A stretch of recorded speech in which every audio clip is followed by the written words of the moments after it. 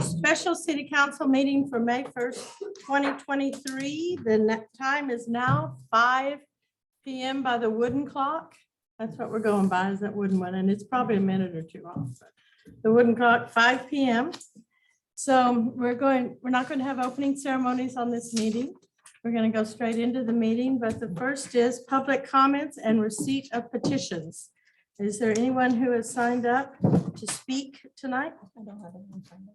Okay. Is there anyone who has not signed up who would like to get up and just talk 3 minutes about wonderful good things? Now, what about bad things? Okay, don't do that. Attorney said don't do that. Okay, so our public comments and receipt of petitions is closed at this time. There's been no one who has signed up to speak or wishes to speak. Our next item is new business. The Tomball City Council and Tomball Capital Improvement Advisory Committee will enter into a joint workshop session regarding impact fees and use of an alternative delivery method, construction manager at risk.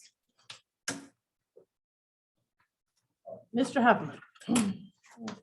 Good evening, committee and council. Drew Huffman, Director of Public Works. I would like to introduce Richard Werlery to cover our impact fees, and then Chuck Wolf's going to cover the construction manager at risk. Good evening, council committee. Apologies, you might not get me my good side. Okay, it's right. So tonight is really about the education of you all on the impact fee process. As part of the state code, there's a lot of required meetings that we'll have, but tonight is really all about just kind of giving a 101 on what water and wastewater impact fees are. Some of you members I know I recognize from the last time that we did this 4 or 5 years ago, and some are new, and even the ones that didn't do it last time, it's been 4 or 5 years. So we'll just kind of give an overview of everything, but please, tonight's all about education, so feel free to ask any questions that you may have. So the agenda, about a quick 10 or so slide presentation on what impact fees are, and then I'll get into the kind of where do we go from here after tonight. But at any time, if you have any questions, feel free to stop me and I'd love to answer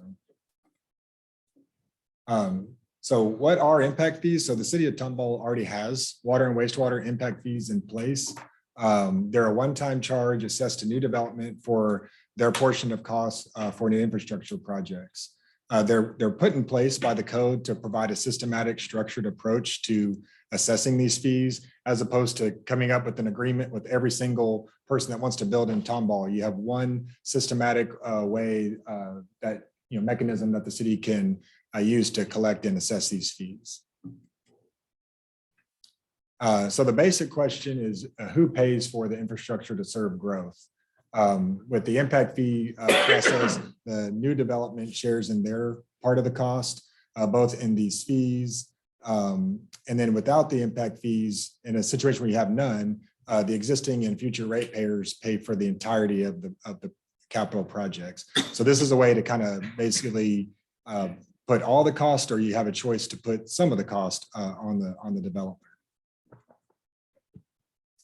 So the background on impact fees, they're governed by the Chapter 395 of the Texas Local Government Code. So you often hear us kind of talk about 395, Chapter 395, referring back to that.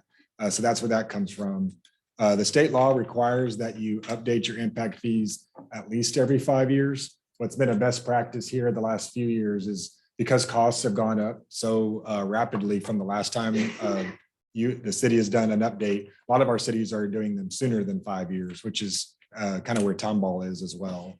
And so just for the committee's perspective, so your role is to provide study input, and eventually the code requires that the committee provides written comments to council on the land use assumptions, the capital improvement plan, and the impact fee. So we'll come back and we'll give have an official CPAC workshop where we go over the results of Tomball's update, and then you'll provide written comments to council, basically approving or agreeing with those 3 items.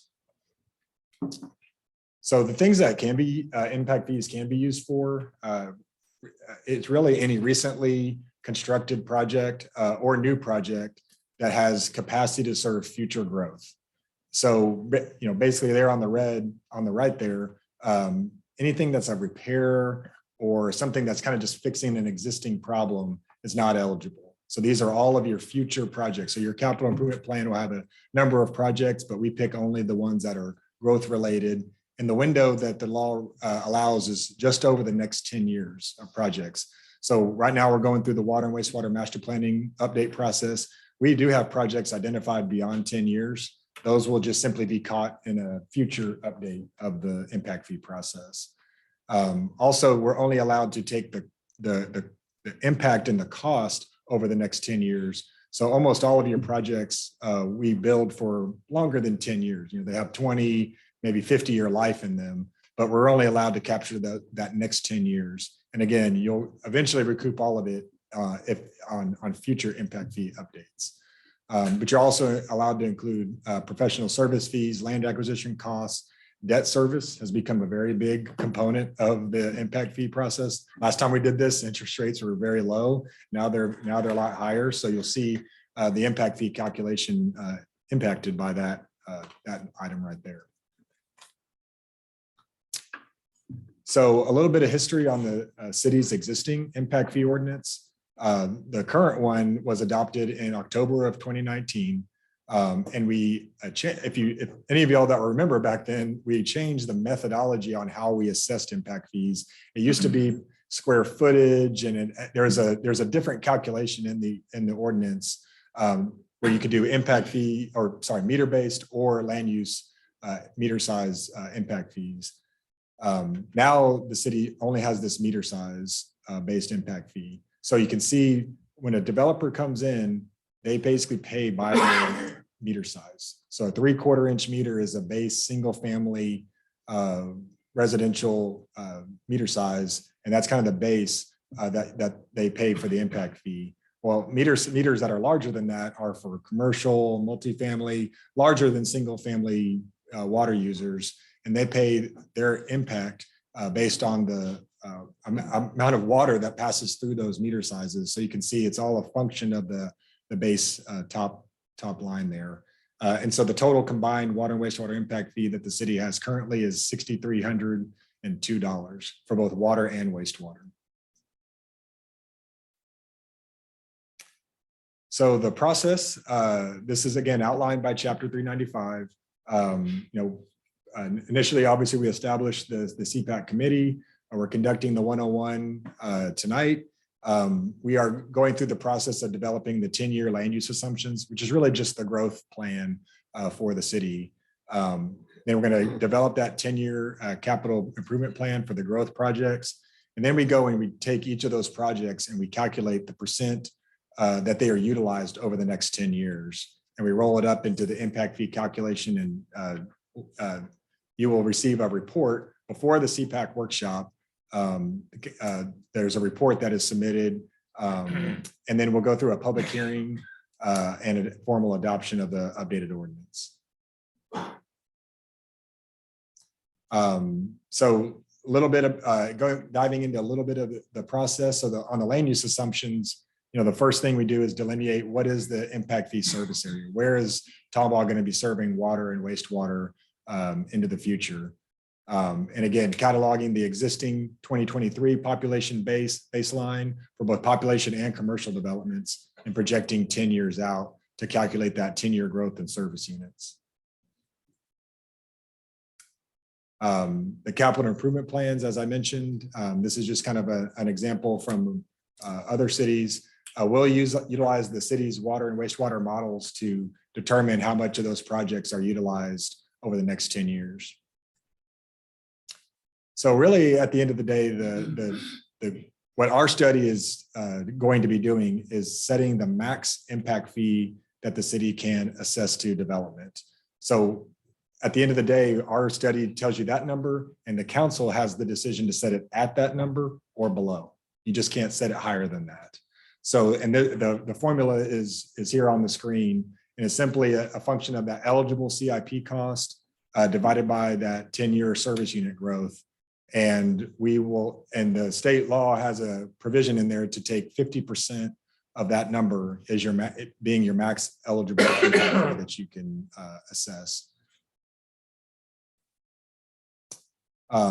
So we kind of mentioned this a little bit, but this is how you assess the impact fee. So the 3/4 inch water meters equate to one single family home. And when, for an example, if a commercial development comes in, most common meter size might be a 2-inch water meter, and that equates to 5.3 single family homes. So they'll pay 5.3 times that $6,300 number that you have in place now, or 5.3 times whatever future number that y'all set. So when they come in, the fee is assessed at time of plat and collected at the time of building permit issuance. One thing we like to do as part of this process is benchmark against other cities. So these are other cities in the area, kind of similar size, similar geography down here in the Houston area. One thing that I can tell you is when we did this 5 years ago, every time you do an update, it seems like, the city moves to the very left of this chart, because when you update it, you're basically reflecting the most recent cost that the market is showing.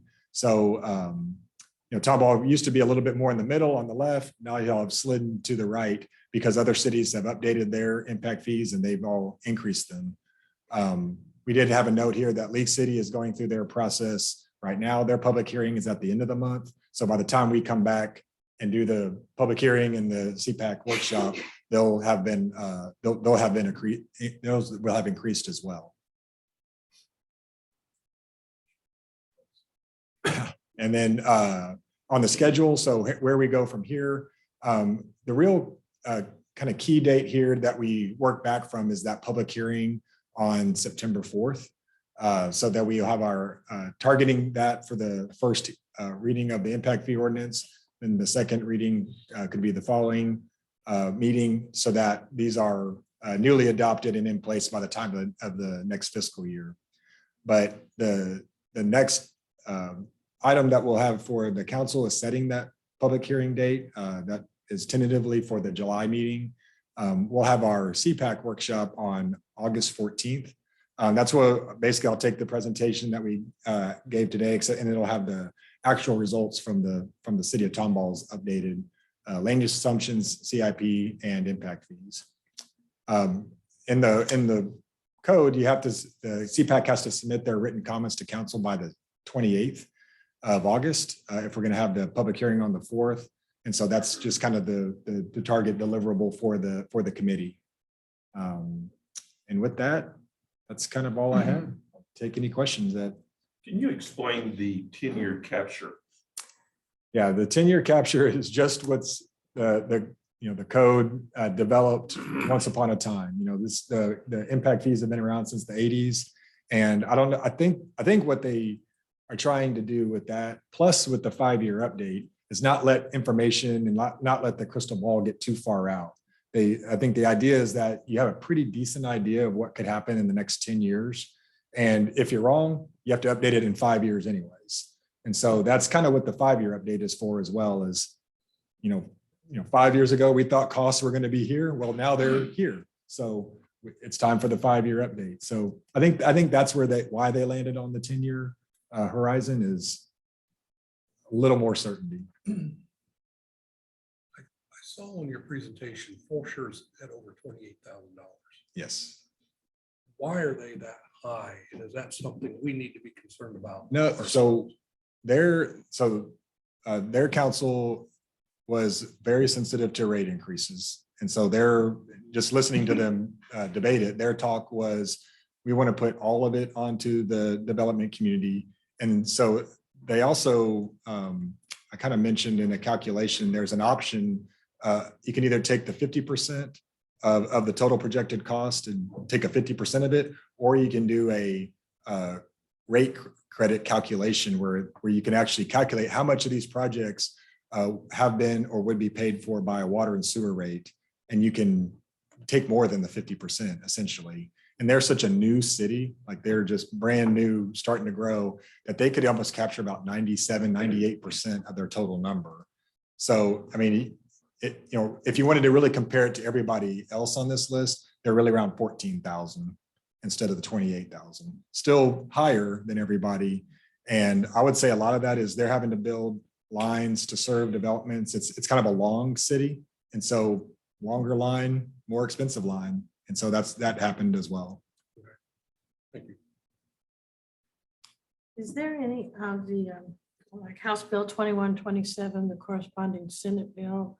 I'm sure as attorneys, y'all have been engineers, sorry, that y'all's group has been monitoring this. Is there any effects to what you do for us that could change based, are y'all included in the insurance or the finance or the natural resources, or occupations, commerce codes of agriculture or business commerce codes of the state? I'm not sure. Okay. And so that's what's passed the House, and now it's going to be discussed again, which, so I just wanted to see if any of this could change because of those bills that have passed the House. I don't believe it doesn't affect, not with that bill, because this is on the water code. No, the water code is, they don't want to take away from us. Okay. All right.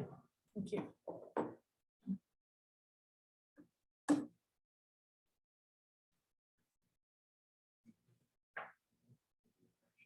Remember, like at one time, the impact fees were relative to like example, retail, merchant, and a different impact fee than like a restaurant. This doesn't seem that. So in the 2019 update, we went to the meter-based impact fee methodology. Previously, Tomball let you do, there was a calculation where it was either or, you had the meter-based and the land use based. And the feedback was that was very confusing for developers coming in. And so the council decided to change it to just the meter-based. That was the decision. The calculations being made were difficult to figure out which one was more accurate. So we said, we want to know what's the most accurate, whether it be a meter base or whether it be a usage base.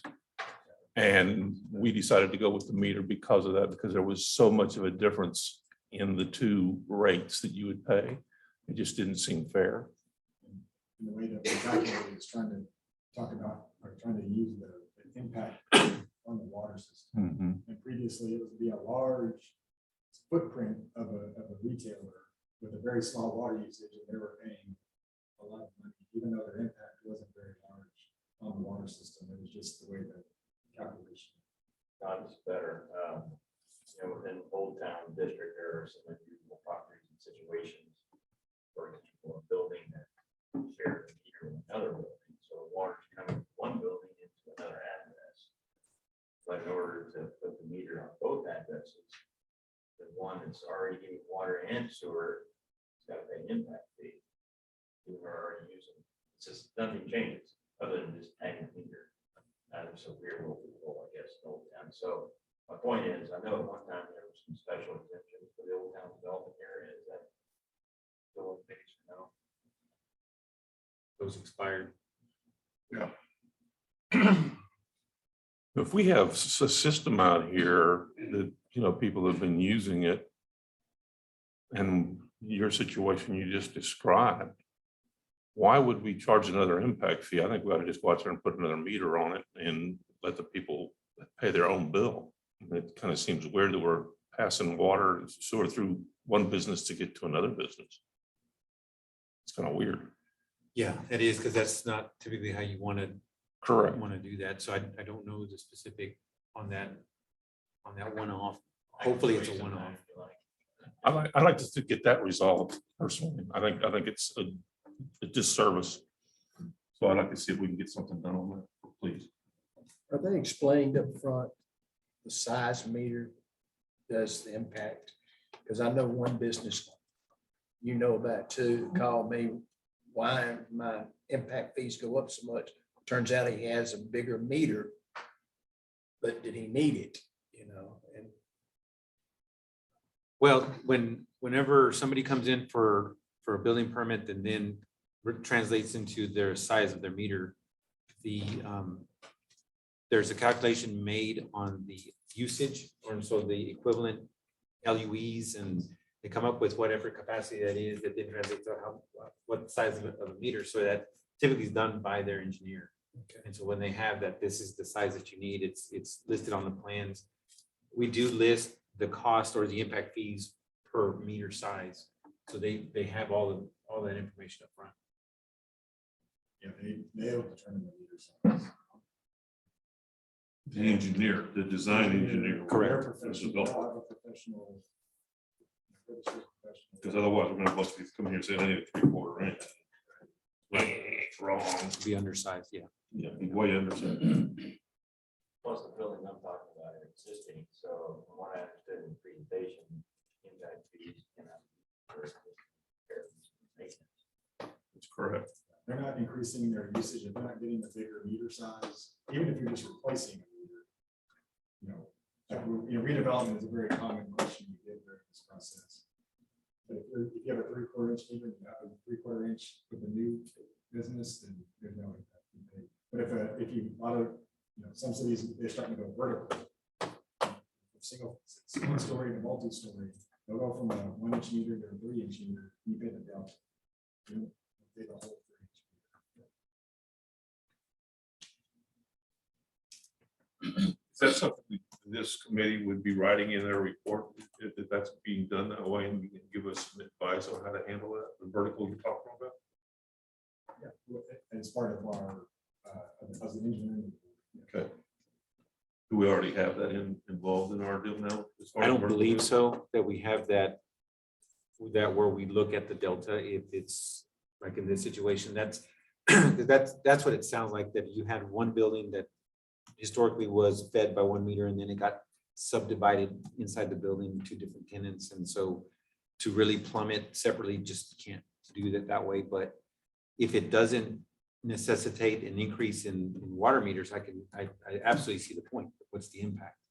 But if it changes, then maybe we adopt for the old And town. that's that fine delta. too. I don't have a problem with that either, but I just don't think that we should be going through one business to another business. It's kind of like, I can tell my tenants when they're gonna stay open.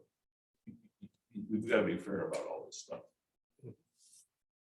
Well, if one business goes and closes, Exactly. how does that affect the Yeah, second it's- business? Yeah. Especially if you're the one that's actually getting the bill, or whatever you want to call it. You're the primary location. If they close, how does that affect the secondary location? That's another. It's a lot like a apartment complex with the 1 master meter, and then they break it up into all the different individual units. The landowner, the owner of it, has to pay the entire bill. And then it is one time. How many of those situations are there? Shared meters or For multifamily, I think we have quite a few. We try not to do those like that, but some of the bigger apartment complexes, you can't really separate. like you described where there's. Oh, that I do not. I would hope that it's very rare. And it probably is in the downtown area, because you got the party. And no, I understand on multifamily, I mean, Yeah. they wouldn't be able to afford the cost of Right. plumbing. But, and that's still under one owner, where they can break up that bill. Right. But it sounds like this situation, there's multiple owners of those businesses, Yeah. so I'm in agreement with that. Looking into that.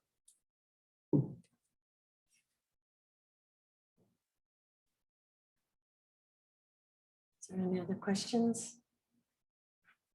Do our, it probably sounds crazy asking this question, but I'm gonna go ahead and ask it anyway.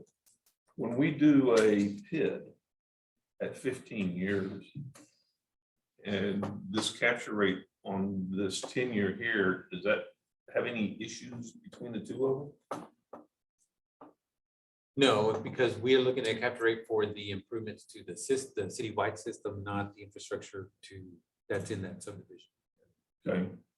So if we're putting in a brand new subdivision, we're laying brand new infrastructure in, there's gonna be fees, impact fees that are gonna be collected from that new infrastructure. For the connection, and it goes towards water supply. So anything that's gonna feed the entire city. So if you need a connect the loop for the outlier, so that's what those really did intent. So the individual distribution lines are not paid. Okay, Those are developer borne costs. okay. How many open loops do we currently have? Did you know? I mean, I know we're gonna have more as we have more development happen, but right now, how many open loops do we have? We do have several, but not anything that major except for one, and that's the Boudreaux Estates. We've got that one that truly is on that dead end line, and we're putting an elevated tower. And so the idea is to loop it back on Telge to come up to 2920. Great example of what the impact, those developers in the bid would pay for the impact fee was really to elevate the tower, all these big regional infrastructure projects is what the impact fees are for. The bid would pay for the individual lines and infrastructure just within there. And we do not include that infrastructure in our calculation. Thank you for clarifying that.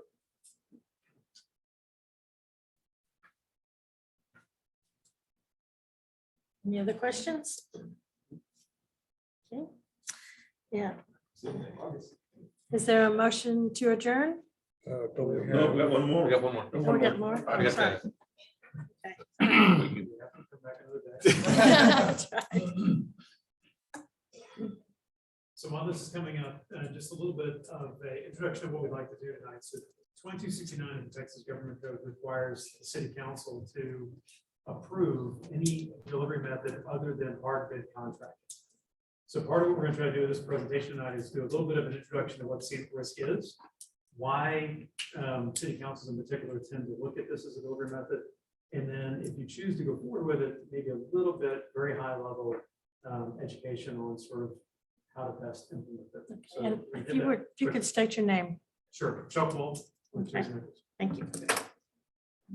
So why do public agencies tend to look at things other than just hard bid contracts for projects, particularly scenic risk? And part of it comes down to there's a lot of familiar storylines that come up when things don't go perfectly well in projects. And by the way, Flin Flon is an actual town. It's the bottom of the Flin Flon. It's a reminder.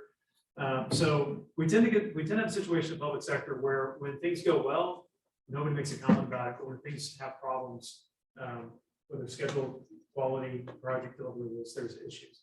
The general issue is that this creates uncertainty in the delivery of projects. And what we want to try to address with different delivery methods is how do we improve that certainty? So there's 5 challenges that we tend to find in capital projects that drive towards that lack of certainty. First one is poor workmanship. We get in the field and things just aren't constructed the way that we normally expect them to be. Maybe they're not even designed the way they should be.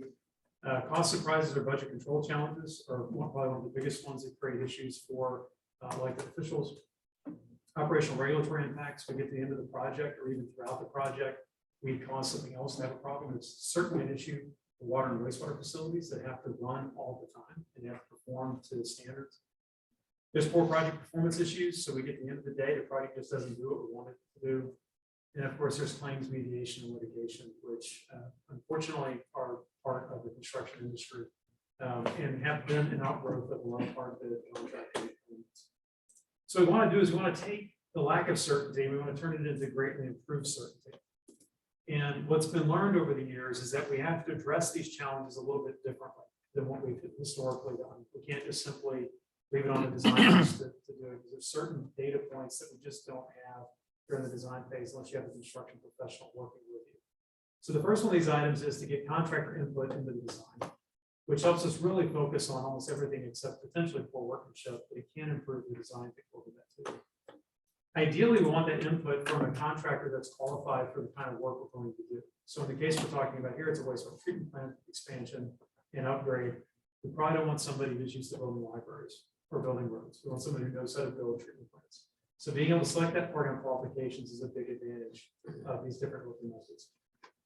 We want to use that input in the design phase to improve risk management and then be able to get an improved construction phase dynamic through the project. If we pull all those together, that's when we can work on getting that greatly improved certainty, because we're actually addressing those challenges in multiple ways. So I'll give you guys an example from my own personal experience. So between 2003 and 2009, I sat on the city council myself in Avondale, Arizona. So yes, that's the desert. We had to build a $40 million wastewater treatment plant expansion. So in 2007 dollars, that's probably like 100 million today. We had 50,000 residents, but I can certainly sympathize with where you guys are at budgetarily, because we had $40 million and 0 cents. We actually had to go get money out of Senator John McCain to the tune of $6 million to even get to 40 million. So we had no additional money. We did see him at risk mostly for budget control, but we also had to rework this plant in order to be able to build it. So we expanded. We were also a high growth area. We had about 2,000 home starts a year. So we knew we were going to have to expand this plant. So we had to manage that going into the future. Moral of the story is we got our first pricing back at about the 30% design phase. It was a $48 million project. As a water wastewater engineer on the council, my city manager came to me and said, I need your help. So please go figure this out, help them. So we worked $8 million out of the project through relatively simple things, like where we didn't have to have buildings, we could do canopies, other types of stuff. We didn't take away anything from the capacity of the facility or the operational efficiency of the facility. We got it to $40 million. When the project was commissioned in 2010, it was completed in $40 million and it was on schedule. That would not have happened in a hard bid environment. We would not have even known the issue when we knew it, or had the ability to have a contractor help us actually work through the design to get to a better product. So that's what you can do with these kind of processes. It's not necessarily cheaper, but you have certainty about schedule and budget and quality, which is really valuable when we're looking at these major investments. So I want to give you a little bit of comparison about what construction manager at risk is, which is the method that we're recommending that the city consider for your wastewater plant project. So a little bit of overview. Design bid build is what we've done for well over 100 years. It's if you have an independent contract with your designer, in this case, Freeze and Nichols, as well as your builder, and your builder is based on the lowest bid of the design documents. In Texas, we can also use competitively sealed proposals that would also require your approval. That's a different approach under design bid build. Construction manager at risk, you also will still have an independent contract with your designer and your builder, so we don't bring those together. This gives you design control. Your operations team, your engineering staff will be able to provide guidance to the design, but we still have that builder input in the design process. And the builder is selecting on qualifications as you provide a guaranteed price for construction work. One unique thing in Texas is that the CM risk has to bid out all work except for general conditions related work. So you are still going to have bidding of the project to be able to see what the market pricing is, but you'll have better input as you go through the process. Some of the potential benefits.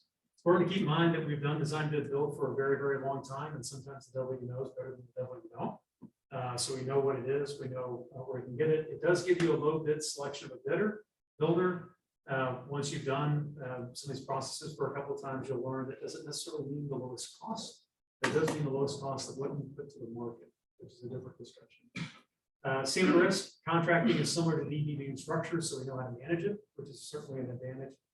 Costs are managed through bidding of the construction services, also at guaranteed maximum price to the owner. It does allow for the builder to be selected qualifications, and it most importantly incorporates builder input into the design so that we can make sure we design the budget. So 4 reasons why owners tend to choose CM at risk. The first is getting that builder partner to work with you to estimate costs, provide value engineering input, and lock in schedule and price objectives early in the project. Improves your transparency and control over selection of your subcontractors. CM at risk can go through a different kind of process for selection of subcontractors and typically open bidding. Provides an opportunity for reduced project costs through effective risk management, something that we tend to focus on quite heavily. And then fourth, incorporates construction phase coordination and design, in particular so it can improve operations through construction. For y'all's project, there are some significant elements we'll talk about in a couple of slides where this input can be incredibly valuable, so we don't shut down the plant by accident during construction. So cost control strategies we can leverage through CM at risk. The first thing is that we do get pre-construction cost estimating by the builder, so we get a more informed, realistic, and timely estimate. Engineers, we're good at estimating, but still fact of the matter is we don't live in the marketplace. So our estimates are never as market informed as a contractor's would be. This can also help with cost escalation control, which is certainly still an issue in the market. We're still seeing costs escalate at a higher than average rate. So this gives you the ability to look at early work packages or other approaches to the project that can start to lock in costs earlier on, as well as maybe working on operational efficiencies. And then value engineering to hopefully get the best input from the builder so that we design to budget, as opposed to designing what we believe is right, but may actually create a budgetary impact. So why CM at risk may provide value for your project? As I mentioned earlier, there's an expansion component to the project. There's also a lot of work that's happening within the facility that's going to impact sort of the heartbeat of the plant. So we want to make sure that we can get better cost and schedule control and certainty that help you stay on budget, helps us design the budget. That's an input we can get for this. We're also going to have the chance to select our contractor based on their qualifications to deliver this kind of work, in particular wastewater treatment work, understanding process equipment, electrical instrumentation controls items, maintenance of operations and commissioning processes to make sure the plant can come back online as efficient as possible, and then site work and access management throughout the site. It's important to remember we can't shut down the treatment plant for construction. So operators have to be able to safely move around the site throughout construction when we're digging very large holes and we're tying into different things. We have things in temporary conditions. These are things we can actually build into the design process when we've got a contractor working alongside us. So there are some specific anticipated challenges for your project. The most notable one is keeping the plant operational during construction. This is because we have a lot of rehab and retrofit of existing structures. So we're going to convert your lift station to a core spar screen structure so that we can get treatment before we get into the plant. We also have headworks upgrade. There's construction of new and deep structures in close proximity to the existing structures, which is a very complicated design. And it's a design that's usually better informed with the contractors thinking about how they have to build it. So that we can put a document to the street that is the best approach to build that work. And then we have a full replacement of your existing and outdated electrical equipment. As you can imagine, the treatment plant runs a lot. It's basically, wastewater treatment plant is basically mechanizing what would happen in nature. So we have a lot of electricity, we have a lot of instrumentation working these plants. We have to completely redo it. There's plenty of chances for us to accidentally shut the facility down, which could cause a process upset. We don't want to do that. So a great opportunity with this process is to be able to have a contractor helping inform the design so that we can do sectioning of that work and make sure that we can do it without causing a shutdown. So one question I usually get when we're doing these presentations is how much does this cost? Important to keep in mind that the construction phase fee that a CM risk would charge is not that atypical to the overhead and profit you would see for a general contractor of the same kind of project. But there is additional costs for the pre-construction phase work. And it's typically about 1% of the construction cost. For larger projects that are less complex, it can be 0.75. For more complicated projects, maybe it's 1.25. But 1% is generally a pretty decent estimate. So on a $53 million project, we're probably talking about $500,000 for the consulting that the CM risk would provide during the design. In my experience, that's typically something we can recoup through delivery of the project by having a better project. And that's just sort of what I've been. So real quickly hit on some of the best practices for owners during CM risk, because it's important for all of you sitting on that side of the dais to know the ways you can support and help the staff to be able to be efficient. The key thing we're trying to do in any of these kind of collaborative methods, including CM risk, we're trying to make that gold overlap of what the owner brings to the table, the designer brings to the table, and the builder brings to the table as big as we possibly can. That's where we get the most value out of the process. So there's 4 steps that can help us do that. The first one is we want to engage the CM risk as early as practical in the process. That way we get as much advantage into informing the design as we possibly can. So we're going to bring on your CM risk if you go through this process right about the end of preliminary engineering, or as you're going to go into detailed design. That's a good timing to bring them on. You also want to build a cost and schedule model that's going to guide the design. I mentioned design to budget. It helps to have an idea of what that budget is.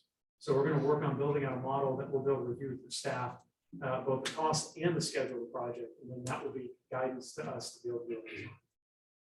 We also want to review the cost and schedule impacts of design development. So as we go through the design development, we'll be watching that model. And if we see modifications, we're going to make sure that we make adjustments appropriately. So we're not going to wait till we get to the end of the design to make a change. And we want to leverage the unique skills of each party, which is the way we can make that gold overlap the space. So how do we go about procurement of a cement risk? So we have a scope of work to help you with this work. I'm not going to go through this too much. You guys have seen this before when this was authorized. But generally speaking, we're going to assist you with your proposal meeting, response to questions, review of proposals, structuring the CMART interviews so that you can get the best questions. And then we'll be there as an advisor for your final ranking. I'm not suggesting that we should be or that we need to be involved in the actual selection, but advise the selection committee, helping answer questions about process and procedure is something that we will absolutely do. So the updated schedule for the project has a starting final design as you guys roll into the next fiscal year. So this gives us a window of time to be able to do that cement risk procurement starting in July through about October. Obviously, if we get through some of the earlier processes with the contracting and the procurement documents, then we can go a little bit earlier, give ourselves a little bit more time. But the intent here would be to have a notice to proceed with cement risk right about the same time we're starting detailed design so that we can use that input to help improve the final design of the project. So how do we get there? So we're going to start final design at the end of this year, finish it next year, start construction next year. Got some steps we have to go through to get the cement risk on board. So the first one is to do an internal procurement kickoff, starting with this meeting and then moving with staff. We need to draft contract and RFQ materials. So these are different kinds of contracts. We have some very good templates that the city is more than welcome to build from that have been used quite successfully in the state of Texas. Then we want in July, we'll have the external procurement kickoff. This will be the actual release of the RFQ for the cement risk. Go through a couple months, month and a half process to do the procurement and get contracting with the intent to have the notice proceed in November. And then the cement risk will come alongside us to help us through design of the project. And then we anticipate a guaranteed maximum price being submitted to you in October of 2024. You will have cost estimates. You'll have these cost models earlier on, so you'll have an idea of where the cost is at and how we're trending through the design. And then they'll go forward and complete the project. So that's a very quick overview of a very long process. So I want to take any questions. When you get down to the guaranteed maximum price, nobody knows what's going to happen with material costs. Let's face it, they're all over the board, mostly upward. How much of a pad is put on this guarantee so that you all don't overspend? So there's a couple ways to go about this problem. So one thing is contractors are far better at watching commodities issues and understanding what they are and what the impacts are than design engineers, mostly because we just don't watch them. So there is even the early cost estimates will be informed with what's happening in the market and what the trends in the market look like. There will be a contingency in the initial cost model. 10% is not unheard of. As we move through design, what we want to do is we want to try to incorporate things into the design that can delineate the element, the unknown risk that contingency is there for. One of those is escalation. So one of the recommendations that we have in high escalatory environments like this is to take the guaranteed maximum price as close to the end of the design as possible, because it gives us the most ability to manage what we're putting into the project, make sure we can manage that. Typical contractor contingency in the construction for GMP 2 to 3%. So there's not much padding for this once you get to that point. Most of the time. One of the benefits is that some of these bigger, long lead items can be pre-purchased. Right. That's how you can kind of control some of that too. Yeah, so a lot of early work packages are happening right now specifically for that purpose. Electrical gear can be 2 years. Right. So when you get another construction, right, you get another purchase package. So let me ask this, let's say you have the escalation clauses in there, but in a couple of years, prices seem to stabilize and actually reduce. Does the city benefit by that, or are we stuck at the higher price of the project? So the city would benefit from, by taking the guaranteed maximum price later in the design phase, the city would be able to benefit from that because we would be able to see the more realistic pricing. Okay. Obviously, if we buy something early, the vendors aren't going to give us a rebate. Right. So that's a very sophisticated risk management decision that has to be made. The benefit of having a senior risk on board is you've got a party that makes those decisions all the time, helping advise what's the best course of action. Okay. We have to get a contractor fairly quickly. It appears from what I'm seeing with your scheduling that you have here, we're gonna need to have a contractor on board to get alongside you guys fairly quickly. Will that be an RFP, RFQ? How are you gonna do that? So I think we have time to do a two-step process, which is ideal. So under 2269, which is the governing code for this, you can do a two-step or a one-step selection for your senior risks. In a two-step, the first step is purely qualifications. The second step can allow for cost and additional approach. So I think we have time to do a two-step. A lot of it's going to come down to just how long it takes for us to be able to get the contract forms the way we want them, collectively, the way the city wants them, and with our input. But the models that we have been used quite successfully in Texas, so I think we'll be able to get to that Quickly, okay. if we have to, we can go to a single step. Most of the contractors that would be interested in your project are more than comfortable doing this single step procurement as well. So is Freeze and Nichols the designer of the project? We are the designer. So one of the things that I do, so this is something I've been doing for about 20 years now, is procurement consulting like this. So you heard me mention earlier, I do not want to be on the selection committee. So one of the things I'm very, very cautious of is we're bringing on a partner to work with the city and with Freeze and Nichols to deliver this project. You are hiring a construction expert to be your advisor during design, and your builder during construction. The way you brought on Freeze and Nichols to be your design expert. You want to maintain that equality. So I tend to keep myself somewhat separated from the design teams when we're doing these kinds of things, just to try to keep as much distance as possible. So Marley Rock, who's here tonight, is our design project manager for the work. And then we'll So the city, so ultimately, I just want to make sure, is the city protected that if all of a sudden something in the design phase was not adequate, or something is value engineered and it proves down the road that it's substandard, that it's not going to really work for what we need, how is the city protected on that? So the same exact way you'd be under design bid build. So we still have the liability and the accountability to deliver you the design project that you're asking for. So if there's a material defect in the design, that's an error, that's an error, it's called errors and omissions. But there's insurance provisions to cover that. If there is a latent defect in the actual construction, then that would be something you would take up under a typical contract, construction contract. That's one difference between CM risk and what you may see in design build. In design build, you have single point of accountability.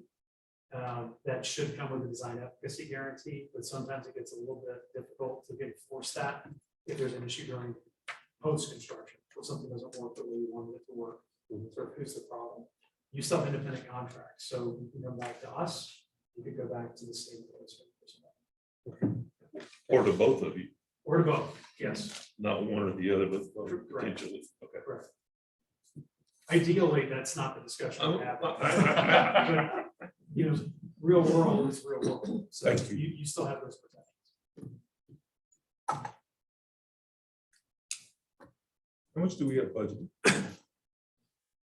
Do we have anything budgeted yet? We have the first year cost, which was the part that the TEDC funded, so $500,000 to get to the preliminary kind of thing. And so as we move forward, that's why we want to bring this to really recommend that even though it's the cost of that about 1%, or in our case, probably around $500,000, that it is well worth to be able to guarantee as close as we can, so that way we can, when we go out to budget, I mean, yeah, to budget those funds and actually recommend the funding mechanism, whether it be CO bonds or some other way to do that, then But you do foresee bonding needing to be done. yeah, it's $50 million to cash fund that Yeah. in the speed that we would need to. And this is for the whole. It's On the south. And the road, Holdreath, should be through being torn up by the time y'all are gonna tear it up. Yes. I just wanted to make sure that, that east-west corridor, that county should have finished it by then, before this starts. Yes. So how are we Right. gonna tear it up? I mean, you're Yeah, we talking won't be about truck driving traffic? tanks. Well, That's what I'm saying, you know, what are we talking about here? Aren't they doing concrete out there? Well, they're working on the roads, but we have a lot of road projects coming up. Well, I And so, understand. and so Holdreath was one of the east-west corridors for Win Main Street. And I was just looking to see at your time if it fit within that, and it seems to, because Holdreath will be through. Hopefully, we'll be starting the roads out here in 26 on 29, 20, and 25, 26, which means east-west corridors are important. So I was just checking, a lot of big trucks coming in, a lot of big construction, so. Hopefully the design of the road is good. It shouldn't be an issue for overload trucks, but there will be a lot of truck. Right, No doubt about it. and a lot of traffic This on is that their road. job. Okay. It's just something else to prepare for our citizens. Is there any other access point for this? Only on Cherry, Holder. wouldn't be Cherry Street. Just Holder. Yeah, wouldn't be coming down Hubsmith. Turn in. No. It's Holdreath. Any other questions? From the committee, is there? No issues. Okay. All right, thank you, Ms. Wolf. So now, is there a motion to adjourn? So move. Okay, second? Any discussion? Call for the vote.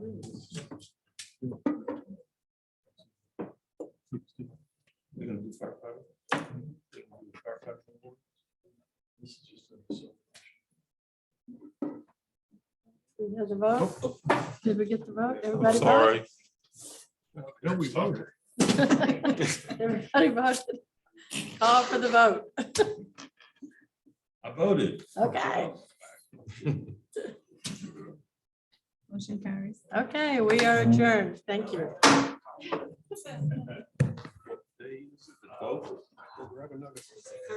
Another round. Who's first? I told somebody that. Sasha. Don't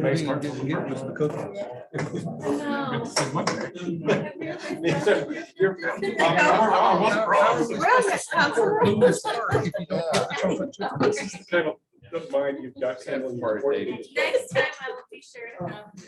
That David's budget cut. Oh my God. Should have known. The budget's carried since we.